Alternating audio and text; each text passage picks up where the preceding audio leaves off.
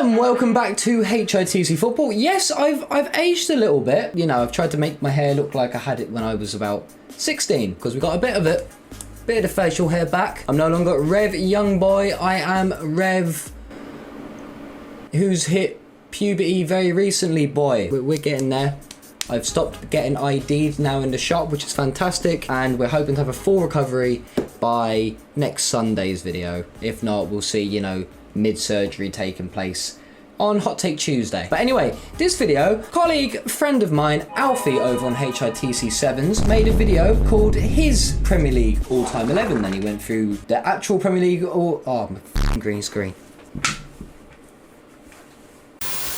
And he also made a team going through which team he think would play the best just for one single match. Now, I'm not going to do exactly that. What I'm going to do is I'm just going to go through my Premier League 11. Let me know if I'm right. Let me know if I'm wrong. And if you like this video, I'm thinking I'm going to go through my best Liverpool team, my best Man United team, my best Chelsea team. And we'll do some votes over the next coming weeks. So if you do like this video, please make sure you smash the like button. Smash it so much that Alfie will go, you know what, I'm going to do a combined 11, maybe with Revboiii. But let's crack into my Premier League all-time 11. In goal, a lot of people on this would go for Van der Sar. They'd go for Peter Schmeichel. But I'm going to go, and it's not Chelsea bias, I'm going to go with Peter Cech. He's got the most clean sheets.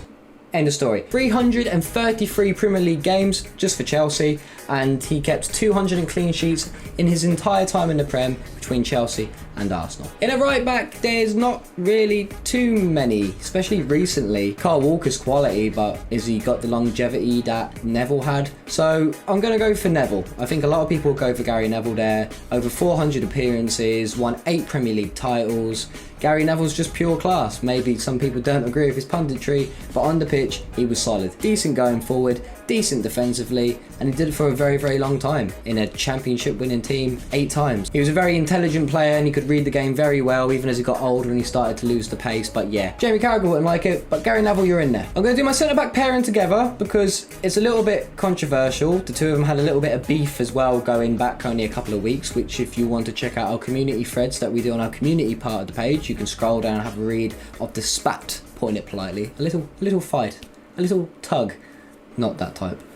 Oh, it's so dodgy it is sometimes. Rio Ferdinand, John Terry. Ferdinand was always class. 18 million when he was at West Ham, went to Leeds, and then, you know, going from Leeds then to Man United for 30 million, and he was just fantastic. Over 504 Premier League appearances. He just, yeah.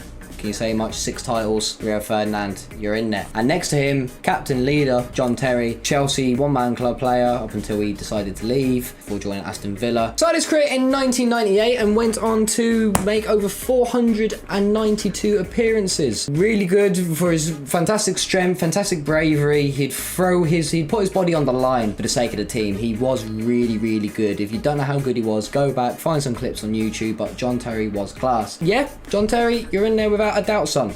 Next to him, I'm gonna go for Ashley Cole.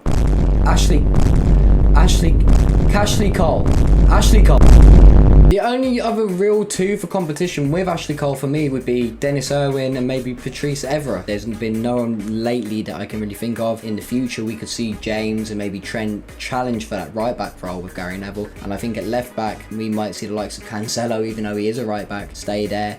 Maybe Robertson, Chilwell if he bounces back from his injury. There's definitely players in the Prem currently which I think could overtake this and take over that left back slot in years to come. But known for his skill, his speed, his stamina, you know, he played against Messi and dealt with him quite well. He played against Ronaldo, dealt with him quite well. He was a big game player. He didn't score many goals and he wasn't known for being prolific in or outside the box, but he did what he had to do well. He was good. He never really got the chance to play wing back, and I think in today's football, he'd be perfect for that position, but he really was good. He was really good at what he needed to do. 385 Premier League appearances as well, and he won the 2 titles with Arsenal, which, you know, he's integral in as part of the Invincible team. So for me, Ashley Cole, you're in there at left back, mate. Just so you know, for this video, we are going to be doing a 4-4-2, or technically like a 4-2-2. We're going to have 2 holding midfielders, we're going to have 2 wingers, and we're going to have 2 strikers. Now, just for context in this team as well, just if you're thinking, I am taking into consideration... This is such a hard video. This next bit's going to hurt me. Midfield 2, Paul Scholes and Steven Gerrard. I can't believe I've done that. And no, Lampard will not feature in this team. But if I do it, and if I put Frank Lampard in over Steven Gerrard or over Paul Scholes,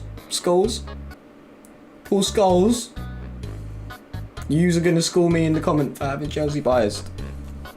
But Frank, you're missing out. Love you. First centre-mid slipping into the team is Steven Gerrard.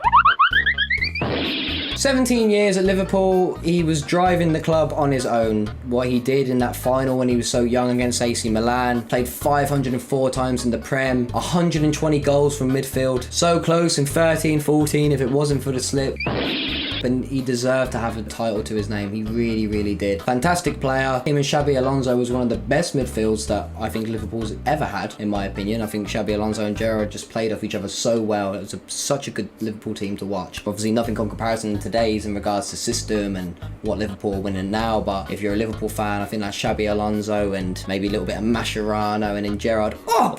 What excitement. I'm not even a Liverpool fan, but just what a beautiful midfield it was. But yeah, no, absolutely fantastic player, deserves to be there and looking like he's going to be as good as a manager as he is a player.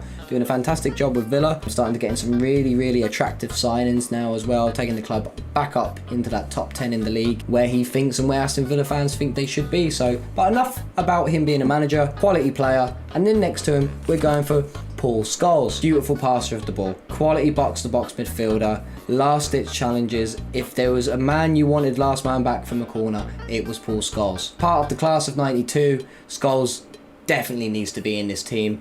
It does hurt to leave Lampard out, but it's just with this sort of formation I'm going with. There's other players then I'd struggle to get in, but I'm going to go with Paul Scholes. Some people think he's the best player in Premier League history, which is, you know, fair enough to have. Making his debut in 94 and then going on to make 499 Premier League appearances. Why 499?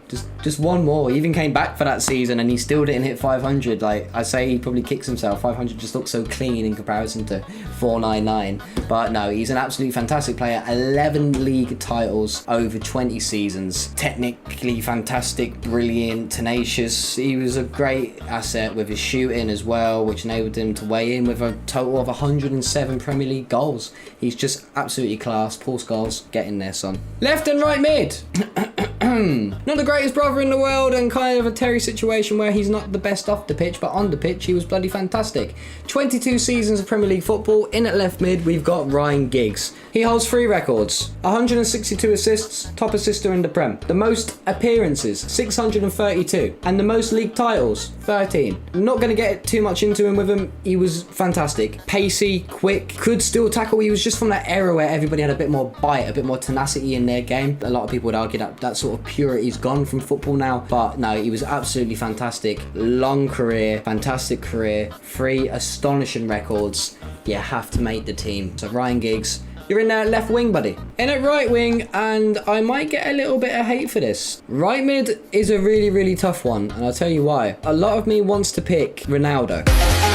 And I know he wasn't in the Prem for that long. I know he's back now, but back then he didn't have his best days in the Premier League. It has come up in the Premier League and one of his best seasons in the Prem. And then another part of me wants to go for Salah. It's a very, very tough pick, and what I'll do is I will do a community post and I will go all-time Premier League 11, who's going in at right mid.